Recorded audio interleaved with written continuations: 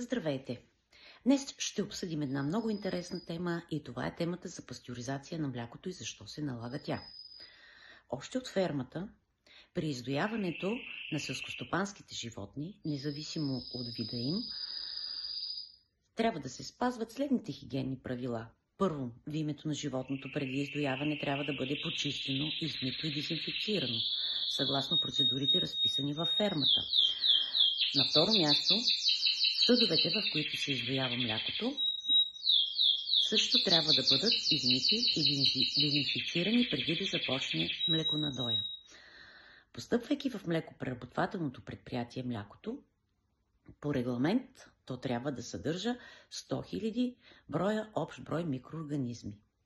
Но дали това е така, не се знае. Затова пастьоризацията е първият стопиращ фактор на преживяване на болестотворни микроорганизми в готовия продукт. Затова пастьоризацията на млякото трябва да се извършва при температури и за време, така както е указано в регламент 853 от 2004 година. Надявам се да ви е било интересно. Ако имате въпроси или се нуждаете от помощ, потърсете ме. Желая ви приятен и пълноценен ден!